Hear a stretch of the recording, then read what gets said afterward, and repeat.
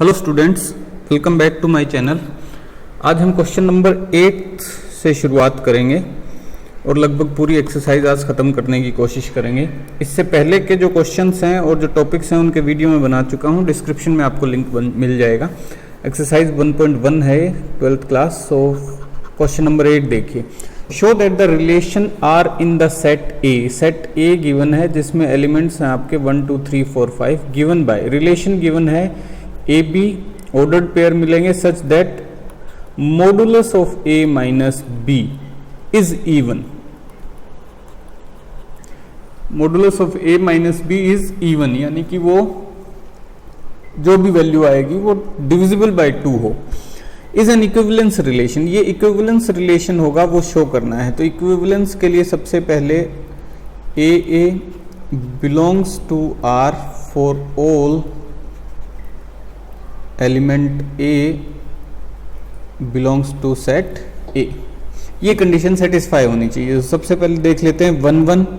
So check करते हैं condition 1 minus 1 का मॉडुलस जो होगा वो 0 मिलेगा और 0 इज डिविजिबल बाय 2। 0 को किसी से भी डिवाइड करो, डिविजिबल बाय हो जाएगा।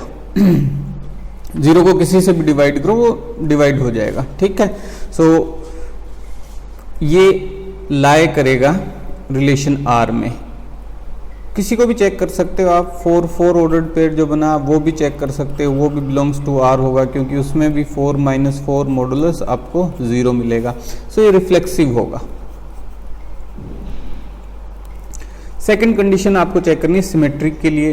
तो उसमें हम क्या करेंगे, A B belongs to R अगर है, if A B belongs to R then we will check for B A belongs to R. ठीक है। और इन जनरल भी अगर हम इसको शो करें तो ये हो जाएगा। क्यों होगा ऐसा? क्योंकि देखिए A B belongs to R है, इसका मतलब क्या हुआ, ए माइनस बी मॉडुलस जो है वो इवन है। ठीक है। और B A belongs to R का मतलब क्या हुआ, बी माइनस ए मॉडुलस जो है वो इवन होगा।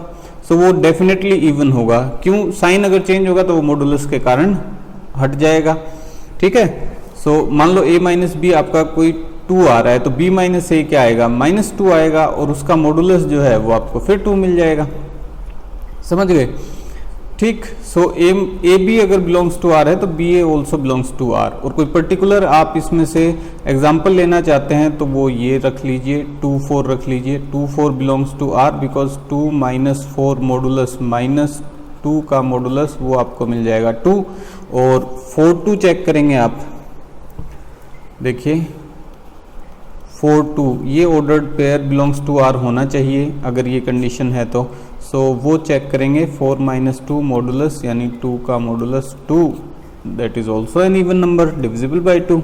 ठीक है। सो ये सिमेट्रिक होगा। ठीक। थर्ड कंडीशन देखिए। थर्ड कंडीशन है कि वो ट्रांजिटिव होना चाहिए, यानी कि आपके पास if A B belongs to R है और B C belongs to R है तो A C belongs to R होना चाहिए, तभी ट्रांजिटिव होगा।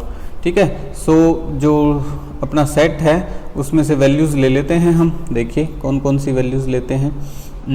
1 2 5 तक है ये सेट आपका। ठीक है। सो इसमें वैल्यूज़ ले लेता हूँ मैं। देखिए 1 3 बिलोंग्स टू आर। ठीक है। क्यों? क्योंकि 1 माइनस 3 मॉडुलस आपके पास आएगी वैल्यू 2 जो कि 2 से डिविजिबल है, इवन हो जाएगा। ठीक। 3 5 ऑल्सो बिलोंग्स टू आर।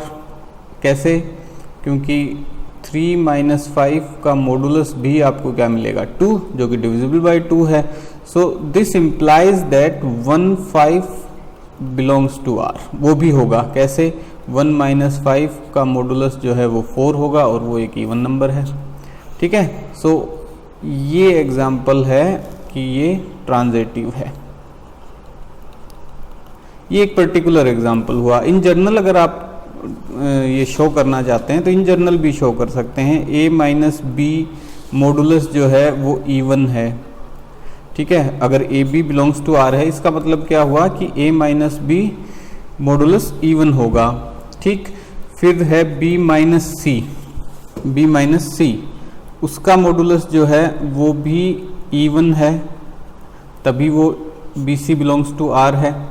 सो अगर इन दोनों का एडिशन करूं मैं और उसका मॉडुलस लूं a minus B plus B minus C, इसका मॉडुलस लूं तो देखिए क्या वैल्यू आती है, ये कैंसिल आउट और a माइनस सी मॉडुलस, तो वो भी क्या होगा, इवन होगा। ठीक है, क्योंकि दो इवन नंबर्स को ऐड किया है मैंने तो आंसर भी इवन मिलेगा। Got it? ओके, ये तो बात हुई कि ये ट्रांजिटिव भी है, सो ट्रांजिटिव हो गया, यानी कि ये रिलेशन आपका रिफ्लेक्सिव है, सिमेट्रिक है, ट्रांजिटिव है, तो ये इक्विवेलेंस रिलेशन भी हो गया। उसके बाद देखिए वो कुछ और कह रहे हैं, show that all the elements of set 1 3 5 are related to each other and all the elements of 2 4 are related to each other but no element of 1 3 5 is related to any element of 2 4। ये बिल्कुल सही कह रहा है। कैसे कह रहा है देखिए, ये एक इक्विवेलेंस क्लास बन गई containing one containing equivalence class बन गई। ठीक है, इसको आप यूं रिप्रेजेंट कर सकते हो, इक्विवेलेंस क्लास कंटेनिंग 1। एक इक्विवेलेंस क्लास बन जाएगी कंटेनिंग 2। ठीक है, वो क्या हो जाएगी 2 और 4। अब देखिए इन दोनों का डिफरेंस 2 माइनस 4 आपको मॉडुलस में 2 मिल जाएगा। ठीक है, और यहाँ इन वैल्यूज को देखिए 1 माइनस 3 मॉडुलस करेंगे तो आपको 2 मिलेगा, 3 माइनस 5 मॉडुलस करेंगे तो आपको 2 मिलेगा, 1 माइनस 5 का मॉडुलस करेंगे तो आपको 4 मिलेगा। मतलब जो डिफरेंस है वो इवन मिलेगा हमेशा इस केस में। तो हर एलिमेंट 1 3 5 सेट का खुद से रिलेटेड है, मतलब दूसरे से रिलेटेड है उसी सेट के एलिमेंट से, और हर एलिमेंट 2 4 कंटेनिंग सेट का जो है वो भी आपस में रिलेटेड है, बट ये आपस में रिलेटेड नहीं है। जैसे मान लीजिए अगर मैं 1 4 का ऑर्डर्ड पेयर बनाऊं तो 1 माइनस 4 मॉडुलस मुझे मिलेगा 3, जो कि इवन नहीं है, so does not belongs to R. ठीक है, या यहाँ लिखता हूँ does not belongs to R. ठीक, 1 4 का ऑर्डर्ड पेयर अगर बनता है तो वो does not belongs to R है। ठीक है, यानी इस रिलेशन की कंडीशन को सेटिस्फाई नहीं करेगा तो ये ऑर्डर्ड पेयर नहीं होगा आर में। ठीक है, कहने का मतलब ये दोनों सेट जो हैं वो डिसजॉइंट हैं। 9th क्वेश्चन देखिए, show that each of the relation R in the set A. Set A क्या है, सेट बिल्डर फॉर्म में गिवन है आपको कि set A is for all X belongs to integers and X satisfy this condition, कि वो 0 से 12 तक होना चाहिए। ठीक है, सो ये जो सेट ए बनेगा इसमें एलिमेंट्स आपके ये होंगे टेबुलर फॉर्म में 0 1 2 अप टू 12।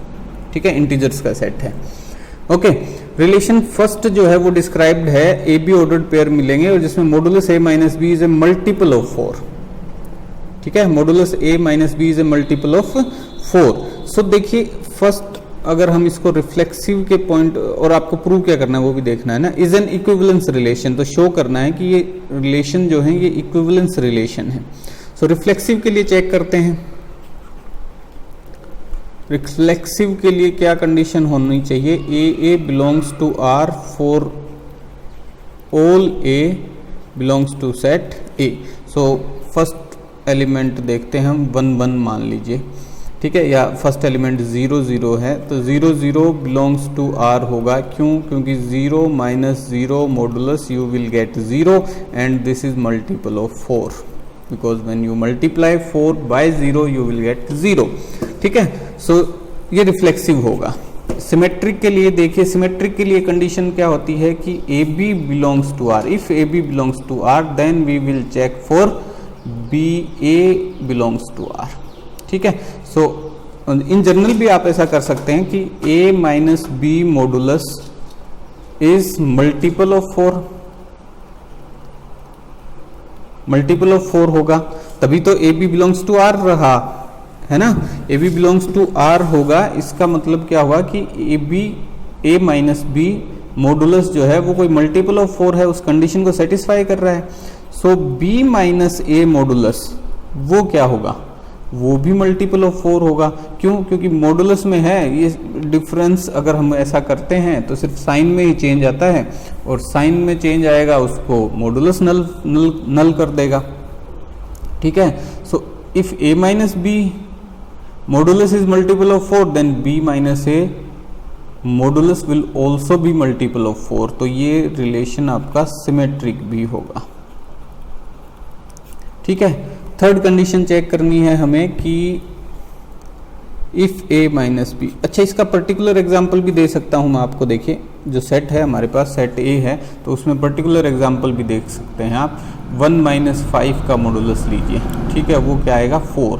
सो 5 माइनस 1 का मॉडुलस वो भी क्या आएगा 4। ठीक है, यानी कि if 1 5 belongs to R implies that 5 1 also belongs to R। ठीक है, ये सेटिस्फाई करेगा इस कंडीशन को। थर्ड कंडीशन देखते हैं। If AB belongs to R, if AB containing ordered pair belongs to R and BC containing ordered pair belongs to R, that implies that this implies that AC must also belongs to R for transitive, for relation to be transitive। So AB belongs to R है मान लिया, तो A minus B modulus जो है वो multiple of 4 है। Condition को satisfy करेगा ना। और B minus C belongs to R है, इसका मतलब BC बिलोंग्स टू R है, इसका मतलब B माइनस सी मॉडुलस जो है वो भी मल्टीपल ऑफ 4 है। और जब इन दोनों का एडिशन कर दूंगा मैं मॉडुलस में A माइनस बी प्लस B माइनस सी, तो दो मल्टीपल ऑफ 4 को अगर मैं ऐड करूंगा तो मेरे पास मल्टीपल ऑफ 4 ही आएगा। ठीक है। सो A माइनस सी जो ऑब्टेन हुआ है वो भी क्या है मल्टीपल ऑफ 4। ठीक। सो ये कंडीशन अगर है, ये कंडीशन अगर है तो ये भी डेफिनेटली होगी, कोई इसमें डाउट नहीं है। ठीक है। और अब इसको चेक भी कर लेते हैं हम। देखिए 1 5, इफ 1 5 बिलोंग्स टू R, ये बिलोंग्स टू R है। क्यों है? क्योंकि 1 माइनस 5 मॉडुलस आपको 4 मिलेगा जो कि एक मल्टीपल ऑफ 4 है। ठीक है जी। सो 5 9 देखिए, 5 9 ऑल्सो बिलोंग्स टू R। क्यों? क्योंकि 5 माइनस 9 मॉडुलस ये भी आपको 4 मिलेगा, तो 4 का मल्टीपल है 4। सो ये भी सेटिस्फाई करता है कंडीशन को। Implies that 1 9 also belongs to R। क्यों भाई? क्योंकि 1 minus 9 modulus you will get 8 which is multiple of 4। ठीक है। तो ये कंडीशन भी सेटिस्फाई होगी, यानी ये जो रिलेशन है आपका ये रिफ्लेक्सिव भी है, सिमेट्रिक भी है और ट्रांजिटिव भी है। सो ये एक इक्विवेलेंस रिलेशन है। ठीक। अब वो क्या कह रहा है उसमें, find the set of elements related to 1 in each case. So first case में 1 से कौन कौन रिलेटेड होगा? देखिए फर्स्ट केस में इक्विवेलेंस क्लास ऑफ 1, तो वो आपको एक सेट मिलेगा। कौन कौन से 1 से रिलेटेड है? 5 और 1 से रिलेटेड है 9, ये मिल जाएंगे 1 5 9। क्योंकि 1 5 का भी ordered pair belongs to R होगा और 1 9 का ऑर्डर्ड पेयर जो बनेगा वो भी बिलोंग्स टू R होगा और 5 9 का ऑर्डर्ड पेयर बनेगा वो भी बिलोंग्स टू R होगा। क्योंकि इन सभी में सब्सट्रैक्शन जब हम करेंगे इनका और मॉडुलस लेंगे तो वो मल्टीपल ऑफ 4 आएगा। ठीक है। ओके। सो फर्स्ट के लिए ये आंसर हो गया कि 1 से रिलेटेड जो एलिमेंट्स हैं उनका सेट होगा आपका 1 5 9। ठीक है।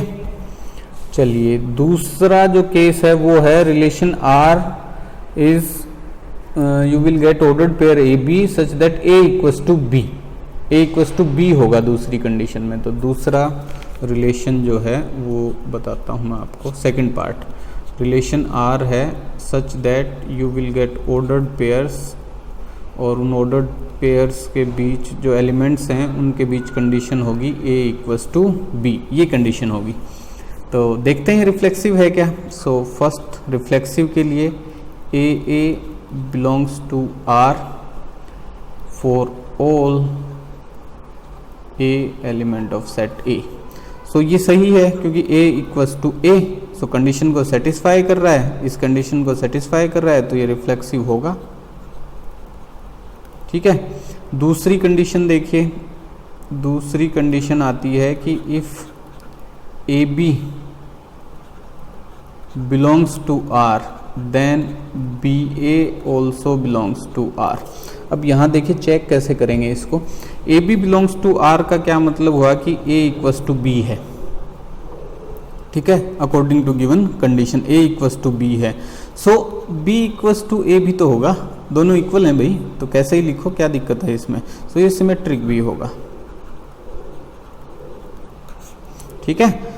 According to given condition if A B belongs to R, इसका मतलब क्या हुआ कि element A is equals to element B, यानी ये दोनों एलिमेंट सेम है, क्योंकि कंडीशन हमारी ये है, देखिए ये रही कंडीशन हमारी ये है, ठीक है। दूसरे कलर से बताता हूँ आपको, A equals to B.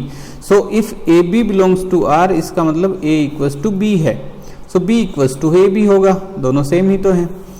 Third condition देखिए, थर्ड कंडीशन है ट्रांजिटिव के लिए। तो ट्रांजिटिव में हम क्या करते हैं कि if A B belongs to R and B C belongs to R implies that AC also belongs to R। तो इन जनरल देखो, इसको भी प्रूव करता हूँ मैं कैसे, कि A इक्वस टू बी है, if A B belongs to R इसका मतलब A इक्वस टू बी है, and if B C belongs to R इसका मतलब B इक्वस टू सी है, यानी कि A equals to B equals to C, ये तीनों ही इक्वल हैं, so A equals to C भी होगा, ठीक है। और अब वो पूछ रहा है कि वन से रिलेटेड कौन होंगे, तो वन से रिलेटेड वन ही होगा भाई, ठीक है। One belongs to R, ordered pair containing one one belongs to R, ठीक है। और इसी से सेटिस्फाई करने पड़ेंगे आपको सारे। वन के साथ वन ही रिलेट करेगा इसमें, और टू के साथ टू ही रिलेट करेगा, थ्री के साथ three he. So equivalence class containing one, you will gate A set containing one only, ठीक है। तो सेकंड का आपका आंसर हो जाएगा ए सेट कंटेनिंग वन ओनली, ये, ठीक है, ओके। 10th क्वेश्चन देखिए, give an example of a relation which is symmetric but neither reflexive NOR transitive. तो कोई रिलेशन लिख दीजिए भाई, उसमें कोई दिक्कत नहीं है। एक रिलेशन आर है जिसमें ऑर्डर्ड पेयर मिल रहे हैं मुझे, सिमेट्रिक है वो, but neither reflexive NOR transitive. Symmetric है मतलब 1 2 और 2 1, ठीक है। सो ये रिलेशन हो गया आपका, सिमेट्रिक है, ना रिफ्लेक्सिव है ना ट्रांजिटिव है। सेकंड पार्ट देखिए, transitive but neither reflexive nor symmetric. तो ट्रांजिटिव है, so relation R equals to 1 2 2 4 and 1 4, ठीक है।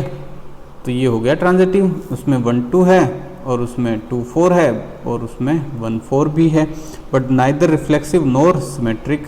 सो रिफ्लेक्सिव और सिमेट्रिक वाली कोई कंडीशन है नहीं। थर्ड पार्ट देखिए, थर्ड पार्ट में क्या है कि reflexive and symmetric but not transitive. Reflexive है, सिमेट्रिक है बट ट्रांजिटिव नहीं है। तो रिफ्लेक्सिव के लिए आप लिख सकते हैं 1 1 और 1 2 एंड 2 1, ठीक है, ये कंडीशंस। अब इसमें क्या है कि फिर आपको ये भी बताना पड़ेगा कि सेकंड एलिमेंट भी आ गया इसमें, ठीक है। सो 1 2 है, 2 1 है, तो इसमें 2 2 भी रखना पड़ेगा आपको, क्योंकि फिर आपको क्या शो करना है, रिफ्लेक्सिव। सो रिफ्लेक्सिव होगा वो हर एलिमेंट के लिए होगा, ठीक है। रिफ्लेक्सिव होगा तो वो हर एलिमेंट के लिए शो करना पड़ेगा आपको, ठीक है। सो अगर 1 2 और 1 2 ले रहे हैं आप ऑर्डर्ड पेयर में, इसका मतलब आपके सेट में दो एलिमेंट्स तो ये हैं ही हैं, 1 और 2। सो 1 1 और 2 2 दोनों आपको शो करने पड़ेंगे ऑर्डर्ड पेयर, ये ध्यान रखिएगा। जो और कंडीशंस है ना सिमेट्रिक और ट्रांजिटिव, उसमें क्या है वो एक कंडीशन पे बेस्ड होती हैं कि इफ़ 1 2 है तो 2 1 के लिए आपको देखना है, इफ़ 1 2 है 2 4 है तो 1 4 के लिए आपको देखना है। तो और चीज़ें आपको शो करने की ज़रूरत नहीं। बट रिफ्लेक्सिव जब शो कर रहे हो तो जितने सेट में एलिमेंट्स हैं सब के लिए फिर आपको वो लिखना पड़ेगा, ठीक है। और इस केस में दो एलिमेंट्स तो एटलीस्ट हम दिखा ही रहे हैं सेट में, 1 और 2, क्योंकि उनको रिलेट करके ऑर्डर्ड पेयर बना रहे हैं भी। चलिए फोर्थ पार्ट देखिए, फोर्थ पार्ट में देखिए, reflexive and transitive but not symmetric. अब वो सिमेट्रिक नहीं है, रिफ्लेक्सिव है, ट्रांजिटिव है, बट सिमेट्रिक नहीं है। तो देखिए ये कोई रिलेशन आर लिखता हूँ मैं जो कि रिफ्लेक्सिव है, तो रिफ्लेक्सिव वाले बाद में लिखेंगे, पहले हम ट्रांजिटिव वाली कंडीशन लिख देते हैं। If 1 2 and 2 3 then you will get 1 3। So अब देखिए इसमें 3 एलिमेंट हो गए, एक तो 1, एक 2 और एक 3। सो रिफ्लेक्सिव शो करने के लिए हमें लिखना पड़ेगा 1 1 2 2 एंड 3 3। रिफ्लेक्सिव के लिए ये कंडीशन होना ज़रूरी है, ठीक है। तो ये बनेगा अपना रिलेशन पूरा। 5th पार्ट देखिए, symmetric and transitive but not reflexive. अब इसमें देखिए रिफ्लेक्सिव नहीं है, सो सिमेट्रिक और ट्रांजिटिव है। सो इसमें लिखने के लिए मुझे लिखना पड़ेगा 1 2 2 1, ठीक है, ये शो करने के लिए कि ये सिमेट्रिक है। और 2 3, सो मुझे 3 2 भी लिखना पड़ेगा क्योंकि सिमेट्रिक शो करना है। और अब देखिए कंडीशन ट्रांजिटिव वाली देखते हैं, 1 2 अगर है और 2 3 अगर है तो ट्रांजिटिव होने के लिए 1 3 भी होना चाहिए, दैट्स इट, ठीक है। सो ये कंडीशंस ध्यान में रख के फिर आपको ये कंस्ट्रक्ट करने हैं, ओके। 11th क्वेश्चन देखिए, show that the relation R in the set A of points. Set A जो है वो हैं points in a plane, points in a plane. तो सेट ए में प्लेन में जितने भी पॉइंट्स हैं वो सारे सेट ए में हैं, ठीक। So relation R in the set A of points in a plane given by, relation R given है, ऑर्डर्ड पेयर पी क्यू मिलेंगे आपको, such that distance of the point P from the origin is same as distance of the point Q from the origin. यानी कि इस relation R में आपको जो ordered pairs मिलेंगे पी क्यू करके, ठीक है, वो कंडीशन क्या सेटिस्फाई करेंगे कि ओरिजिन से उनका डिस्टेंस जो है वो सेम है। यानी कि ये पॉइंट पी अगर है तो ये पॉइंट क्यू है और इनका डिस्टेंस ओरिजिन से हमेशा क्या रहेगा, सेम रहेगा। ये कंडीशन सेटिस्फाई करेंगे, वही पॉइंट्स इस रिलेशन आर में आएंगे, ठीक है। और आपको शो करना है कि ये इक्विवेलेंस रिलेशन है, तो पहले इक्विवेलेंस रिलेशन शो कर देते हैं। तो देखिए first condition A belongs to R for all A सब बिलोंग्स टू सेट ए, ठीक है। तो ये सही है कंडीशन, क्यों? क्योंकि कोई भी पॉइंट लें आप, मान लो P पॉइंट लिया और P पॉइंट लिया, उससे एक ऑर्डर्ड पेयर बनाया, तो P पॉइंट का डिस्टेंस ओरिजिन से सेम है P पॉइंट के डिस्टेंस जितना। सेम ही तो पॉइंट है ना भाई, सेम ही पॉइंट लिया है दोनों बार हमने, सो डिस्टेंस जो ओरिजिन से है वो सेम होगा, यानी कंडीशन को सेटिस्फाई कर रहा है। So PP containing ordered pair will belongs to R, so reflexive होगा, रिलेशन रिफ्लेक्सिव होगा।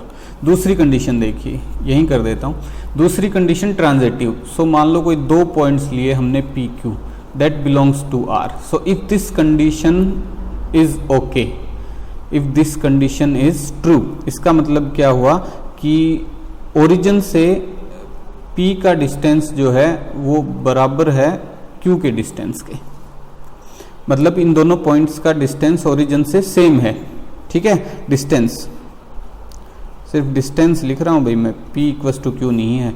Distance of P is equals to distance of Q from origin, origin से जो डिस्टेंस है वो सेम है दोनों पॉइंट्स का, ठीक है। ये कंडीशन है। सो QP बिलोंग्स टू R होगा या नहीं, अब आप ही बता दो।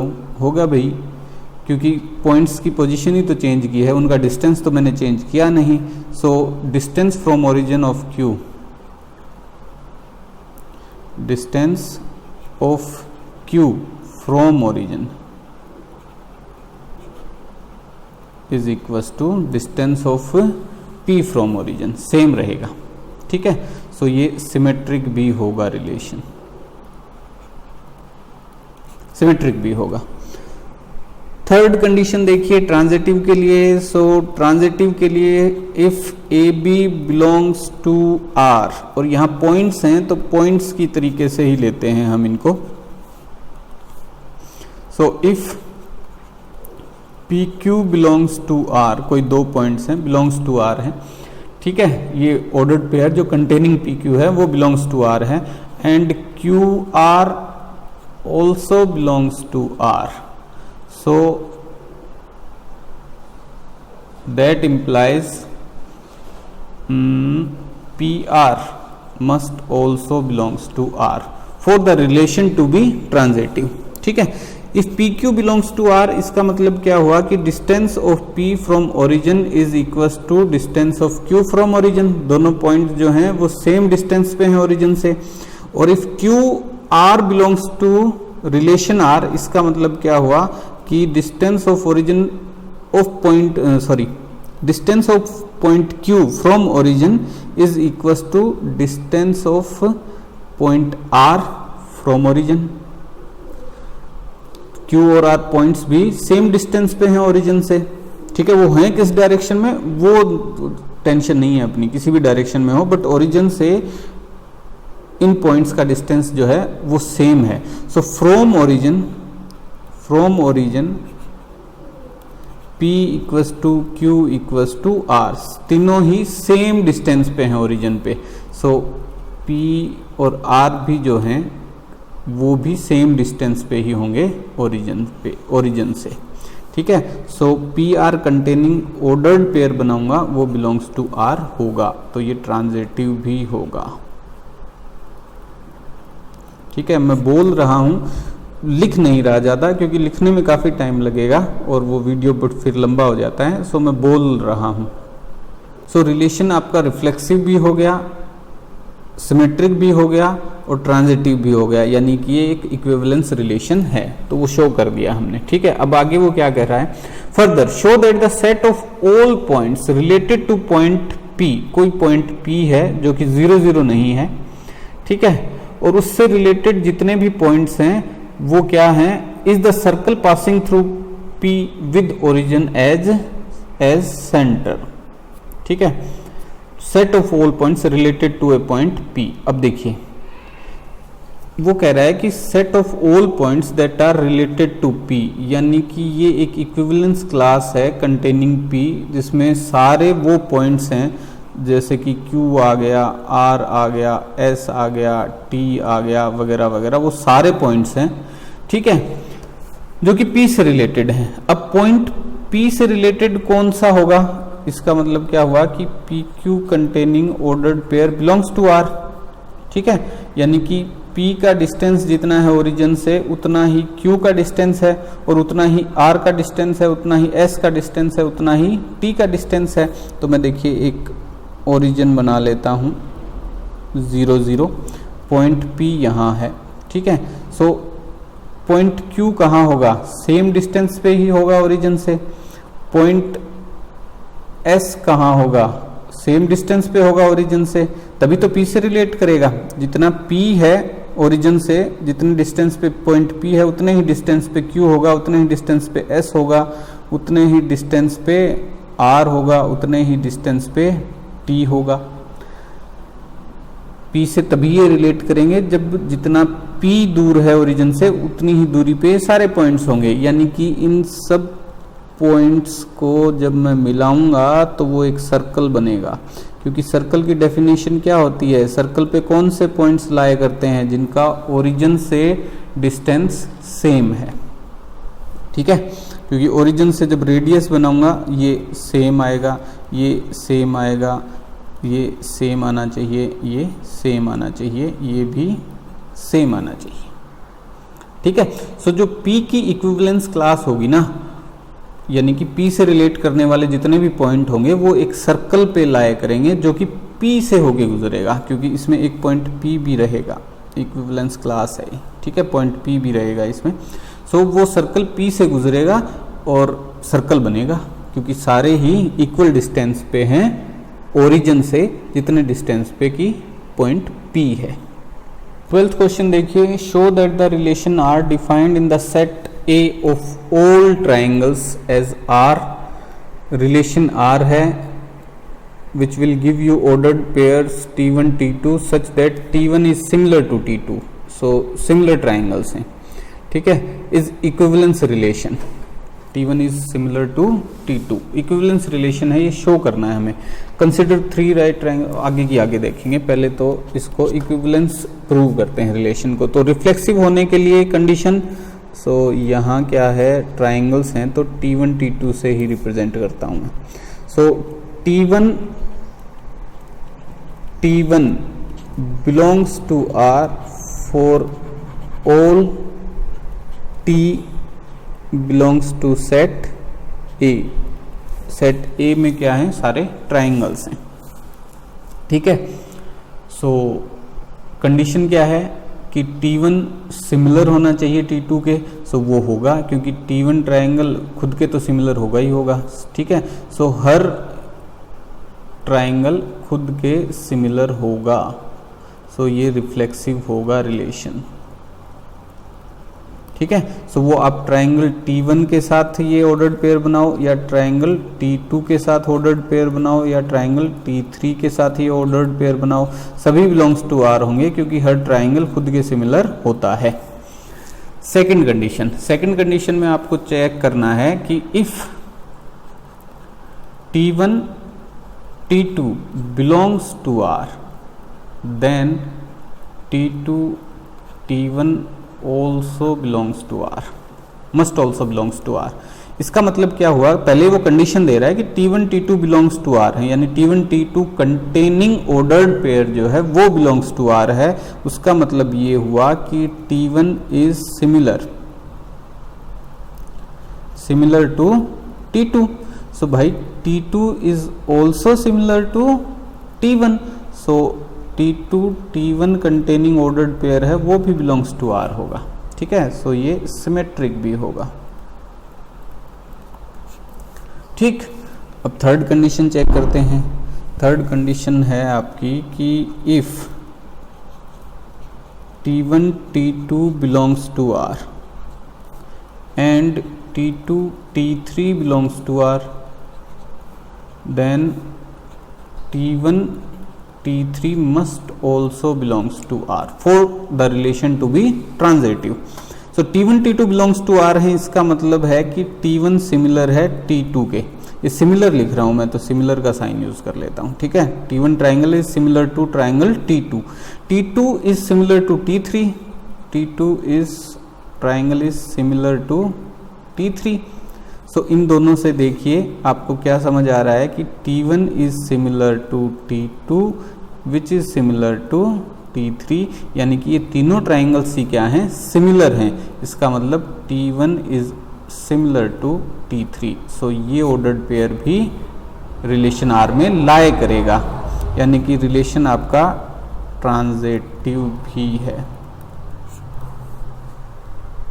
ठीक है। तो रिलेशन आपका रिफ्लेक्सिव भी है, सिमेट्रिक भी है और ट्रांजिटिव भी है, तो वो इक्विवेलेंस रिलेशन हो गया।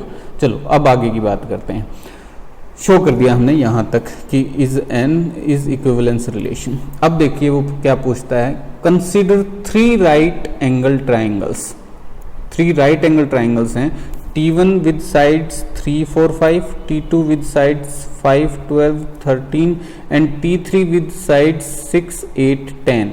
विच triangle among T1 T2 T3 are related, कौन से रिलेटेड होंगे। देखिए तीनों ही राइट एंगल ट्राइंगल हैं, तो उस एंगल से तो हमें कोई इसमें फिर लेना देना नहीं रहा। सिमिलर ट्राइंगल्स क्या होते हैं, जिनकी साइड्स का रेशो सेम होता है, साइड्स का रेशो सेम होता है। तो 3, 4, 5 ये एक ट्राइंगल है और दूसरा ट्राइंगल है 6, 8, 10। तो साइड्स का रेशो लीजिए, 3/6 क्या रेशो आया, 1/2, ठीक है। और 4/8 करेंगे, देखिए 3/6, 4/8, 5/10। 4/8 करेंगे तो भी रेशो आया 1/2 और 5/10 करेंगे तो भी रेशो आया 1/2, 1/2, 1/2, 1/2। रेशो सेम है, यानी कि ये दो ट्राइंगल्स ही रिलेट करेंगे। कौन कौन से, 3, 4, 5 साइड्स वाला ट्राइंगल और 6, 8, 10 साइड्स वाला ट्राइंगल, ये दोनों एक दूसरे से रिलेट करेंगे क्योंकि ये दोनों सिमिलर ट्राइंगल्स हैं। 13th क्वेश्चन देखिए, show that the relation R defined in the set A of all polygons, set A जो है उसमें क्या है, ऑल पॉलीगन्स। पॉलीगन्स क्या होते हैं, जो ज़्यादा साइड्स वाले, जैसे ट्राइंगल एक पॉलीगन होता है, ठीक है, containing more than 2 sides. Square एक पॉलीगन होता है कंटेनिंग 4 साइड्स, ठीक है, और कंटेनिंग 5 साइड्स, 6 साइड्स, इस टाइप से ये पॉलीगन्स बनते हैं, ठीक है, ओके। अब वो रिलेशन क्या है, रिलेशन आर है, रिलेशन आर है, तो उसमें P1 P2 पॉलीगन्स के ऑर्डर्ड पेयर आपको मिलेंगे such that P1 and P2 have same number of sides. So P1 and P2 have same number of sides, ठीक है, सेम नंबर ऑफ साइड्स होंगे पॉलीगन्स के। पॉलीगन्स काफ़ी टाइप के हैं, मतलब सेट ए में ऑल टाइप ऑफ पॉलीगन्स हैं, उसमें ट्राइंगल्स भी हैं, उसमें क्वाड्रिलेटरल्स भी हैं, और उसमें आपके पेंटागन्स, हेक्सागन्स, सारे पॉलीगन्स हैं, ठीक है। रिलेशन आर क्या शो करता है आपको, रिलेशन आर क्या कहता है कि ऑर्डर्ड पेयर जो बनेंगे आपके वो ये कंडीशन सेटिस्फाई करेंगे कि P1 P2 have same number of sides. Got it. चलिए अब ये शो करना है कि वो इक्विवेलेंस रिलेशन होगा, तो ये होगा भाई, आसानी से हो जाएगा, क्योंकि मान लीजिए कोई पॉलीगन P लिया मैंने और उसी के साथ मैंने एक ऑर्डर्ड पेयर बनाया, वो बिलोंग्स टू R होगा, क्योंकि दोनों की साइड्स क्या होंगी, सेम होंगी, ठीक है, सेम ही पॉलीगन है तो साइड्स भी क्या होंगी, सेम होंगी, सो ये रिफ्लेक्सिव होगा, ठीक है। दूसरी कंडीशन ट्रांजिटिव के लिए, सॉरी सिमेट्रिक के लिए, सो P1 P2 belongs to R. If P1 P2 belongs to R, then you have to check P2 P1 also belongs to R. तो वो पहली कंडीशन सही बता रहा है। इसका मतलब क्या हुआ कि number of sides of P1, number of sides of P1 is equal to number of sides of P2, ठीक है। पहली कंडीशन अगर ट्रू कंसिडर करते हैं तो उसका मतलब क्या हुआ कि P1 की जितनी साइड्स हैं उतनी ही P2 की साइड्स हैं, तो यहाँ मैं यूँ भी तो लिख सकता हूँ P2 की जितनी साइड्स हैं उतनी ही P1 की साइड्स हैं, यानी ये पॉलीगन जो है वो सेम साइड के हैं। हो सकता है ये सारे ट्रायंगल हो सकता है ये दोनों की बात हो रही है ना, तो हो सकता है ये दोनों ट्रायंगल हो सकता है ये दोनों स्क्वायर हों, या कहने का मतलब क्वाड्रिलेटरल हों, या हो सकता है ये दोनों पेंटागन हों, ठीक है। सो P2 P1 कंटेनिंग जो ऑर्डर्ड पेयर होगा वो भी बिलोंग्स टू R होगा, ये रिलेशन आपका सिमेट्रिक भी होगा, ठीक है। ट्रांजिटिव के लिए भी अब आप समझ गए होंगे, काफ़ी क्वेश्चंस कर लिए हमने। थर्ड कंडीशन देखिए कि if P1 P2 belongs to R and P2 P3 also belongs to R implies that P1 P3 belongs to R, ठीक है। So if P1 P2 belongs to R, यानी number of sides of P1 is equal to number of sides of P2 and P2 P3 belongs to R, इसका मतलब number of sides of P3 is also same, ठीक है। तो तीनों same number of sides के polygon हैं, so P1 P3 also belongs to R, यानी कि ये ट्रांजिटिव भी होगा, ट्रांजिटिव भी होगा, ठीक है। और इसको आप यूं समझ सकते हैं कि सपोज कोई पर्टिकुलर एग्जांपल लें, तो सपोज P1 आपका कोई ट्रायंगल है, ठीक है। सो P2 के साथ वो ऑर्डर्ड पेयर बना रहा है, यानी P2 भी आपका कोई ट्रायंगल है, और P2 P3 के साथ ऑर्डर्ड पेयर बना रहा है, यानी कि वो भी एक ट्रायंगल है। सो सेम साइड के पॉलीगन हो गए ना ये, और वही कंडीशन है अपनी। सो P1 P3 की भी सेम साइड्स हैं। सो रिलेशन आपका रिफ्लेक्सिव भी हो गया, आपका रिलेशन सिमेट्रिक भी हो गया, आपका रिलेशन ट्रांजिटिव भी हो गया, तो ये एक इक्विवेलेंस रिलेशन है। अब आगे क्या कहता है, what is the set of all elements, what is the set of all elements in A related to the right angle triangle with sides 3, 4, 5। तो ट्राइंगल के साथ कौन से पॉलीगन जो हैं वो रिलेट करेंगे, ट्राइंगल के साथ कौन से पॉलीगन्स हैं वो रिलेट करेंगे। According to our relation same number of sides वाले पॉलीगन्स जो हैं वो रिलेट करेंगे, तो ट्राइंगल के साथ ट्राइंगल्स ही रिलेट करेंगे। So set of triangles,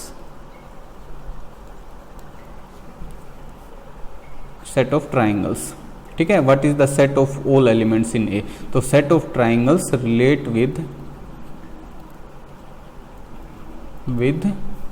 triangle T, ठीक है। सो ये आंसर हो जाएगा इस बाद वाले क्वेश्चन का, what is the set of all elements. So set of triangles will relate with triangle T.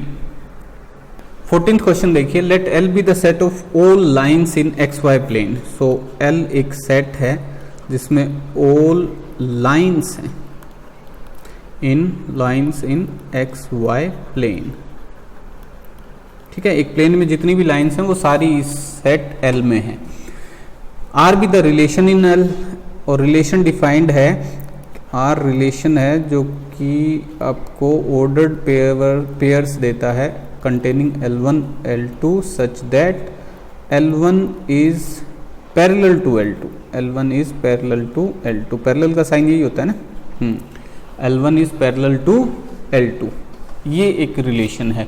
Show that R is an equivalence relation, ठीक है जी, शो करते हैं अभी। सो फर्स्ट वन क्या होना चाहिए, लाइन L का L के साथ ही पेयर बना रहा हूं, सो वो बिलोंग्स टू R होगी। क्यों, क्योंकि line L is parallel to itself, ठीक है। सो रिफ्लेक्सिव हो गया, simple. Second, if L1 L2 belongs to R, इसका मतलब L1 is parallel to L2। If L1 L2 belongs to R, then you have to check that L1 containing ordered pair must also belongs to R। So वो होगा, क्योंकि अगर L1 L2 के parallel है तो L2 भी तो L1 के पैरेलल होगी। सो ये सिमेट्रिक भी हो गया, ठीक है। पैरेलल है, L1 L2 के पैरेलल है तो L2 L1 के भी पैरेलल होगी। थर्ड केस देखिए, थर्ड केस में क्या चेक करना है हमें, if L1 L2 belongs to R and L2 L3 belongs to R, then L1 L3 must also belongs to R। L1 L3 ये जो बोल रहा हूँ मैं ऑर्डर्ड पेयर बोल रहा हूँ, ठीक है। So L1 L3 containing ordered pair. So L1 L2 belongs to R का मतलब क्या हुआ, L1 is parallel to L2 and L2 L3 belongs to R, L2 L3 containing ordered pair belongs to R, इसका मतलब हुआ कि L2 is parallel to L3। So ये तीनों ही साइड्स क्या हो गई, एक दूसरे के पैरेलल हो गई। So L1 is also parallel to L3, so ये ordered pair belongs to R होगा, कोई शक नहीं है इसमें, ट्रांजिटिव, ठीक है। सो ये रिफ्लेक्सिव भी हो गया, सिमेट्रिक भी हो गया और ट्रांजिटिव भी हो गया। तो रिलेशन आपका इक्विवेलेंस रिलेशन हो गया। आगे देखते हैं इसमें, find the set of all lines related to the line y equals to 2x plus 4। So line की इक्वेशन है y equals to 2x plus 4, general form होती है ये y equals to mx plus c, ठीक। So c की value आप change करते जाओ तो आपको इस लाइन के पैरेलल लाइंस मिलती जाएंगी, ठीक है। और रिलेशन भी हमारा क्या है, L1 is parallel to L2, यानी पैरेलल लाइंस मिलनी चाहिए। सो जो इस लाइन से जो गिवन है, इससे रिलेटेड जो पैरेलल लाइंस हो जाएंगी उनकी इक्वेशन होगी y equals to 2x plus c, ठीक है। सो ये जो c है ये आप चेंज करते रहो, इसकी वैल्यूज अलग अलग रखते रहो, आपको पैरेलल लाइंस मिलती जाएंगी जो इसके पैरेलल होंगी, आपको लाइंस मिलती जाएंगी जो इस गिवन लाइन के पैरेलल होंगी, क्योंकि उनका स्लोप जो है वो फिर सेम हो गया। m जो है वो यहाँ पे 2 है, m होता है स्लोप, ठीक है। So y equals to mx plus c ये जर्नल फॉर्म होती है। सो m तो आपका रह गया सेम, और स्लोप अगर सेम है तो लाइंस हमेशा क्या मिलेंगी, आपको पैरेलल मिलेंगी। अब c चेंज करने से वो एक दूसरे से दूर होती जाएंगी कहीं ना कहीं स्पेस में, वो इस तरीके से मिलती जाएंगी आपको, जैसे एक आपको यहाँ मिली है तो दूसरी यहाँ, तीसरी यहाँ, इस टाइप से मिलती जाएंगी। स्लोप सबका रहेगा सेम, ओके। 15th क्वेश्चन देखिए, let R be the relation in the set containing 1 2 3 4 given by, ये रिलेशन है। Choose the correct answer, correct answer choose करना है अब हमें, और आंसर में क्या है, रिफ्लेक्सिव, सिमेट्रिक, ट्रांजिटिव। सो देखते हैं हम, देखिए 1 2 है, तो हम चेक करेंगे कि 2 1 है क्या कहीं, 2 1 कहीं नहीं है, तो not reflexive, not symmetric, symmetric नहीं है। अब देखिए 2 2 है, ठीक है, 1 1 है, ठीक है। सेट में एलिमेंट्स कितने हैं, 1 2 3 4, सो सबके लिए देखना पड़ेगा हमें। 1 1 है, 2 2 है, 4 4 भी है और 3 3 है क्या, देखिए 3 3 भी है, यानी कि ये रिफ्लेक्सिव है, रिफ्लेक्सिव है। अब देखते हैं ट्रांजिटिव के लिए, सिमेट्रिक नहीं है क्योंकि देखिए 1 2 है, 2 1 नहीं है कहीं भी, 1 3 है, 3 1 नहीं है कहीं भी, 1 3 ये रहा बट 3 1 नहीं है कहीं भी, ठीक है। 3 2 है बट 2 3 नहीं है कहीं भी, सो ये सिमेट्रिक नहीं है, रिफ्लेक्सिव है। और अब देखते हैं इसको ट्रांजिटिव के लिए। सो 1 2 है और 2 से रिलेटेड कोई और रिलेशन देखिए, थर्ड एलिमेंट 1 2 है, ऐसा और कोई नहीं है जिसमें फर्स्ट एलिमेंट 2 हो, ये है बट ये 2 से ही रिलेटेड है सॉरी 1 1 है, 4 4 है और 1 3 है, हाँ ये देखिए ये रहा, ठीक है। 1 3 है और 3 2 है, तो 1 2 होना चाहिए जो कि फर्स्ट एलिमेंट है, 1 2 है अपना, ठीक है। So if this is present there must be this, तो ही ट्रांजिटिव होगा, तो ये ट्रांजिटिव है, ठीक है। So R is reflexive and transitive but not symmetric, R is reflexive and symmetric but not transitive, नहीं ट्रांजिटिव है, तो ये बी वाला देखिए, बी वाला ही ठीक लग रहा है मेरे को, ठीक है वही। आर इज रिफ्लेक्सिव, रिफ्लेक्सिव है, एंड ट्रांजिटिव, ट्रांजिटिव है बट नॉट सिमेट्रिक, सिमेट्रिक नहीं है, ठीक है। सो बी हो गया आंसर इसका। 16th क्वेश्चन देखिए, let R be the relation in the set N of natural numbers given by R, A B ordered pair मिलेंगे और उसमें A equals to B minus 2 होना चाहिए, और एक कंडीशन और है कि बी ग्रेटर देन 6 होना चाहिए। सो ऑर्डर्ड पेयर में जहाँ भी हम देखेंगे बी ग्रेटर देन 6 वाला ही देखेंगे, ठीक है।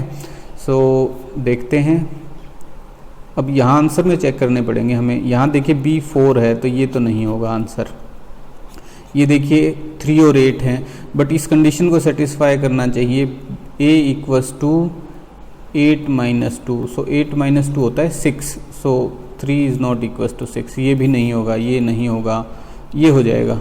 ये देखिए third one 6 equals to 8 minus 2, so condition को फॉलो कर रहा है, so C is your answer, C answer हो गया।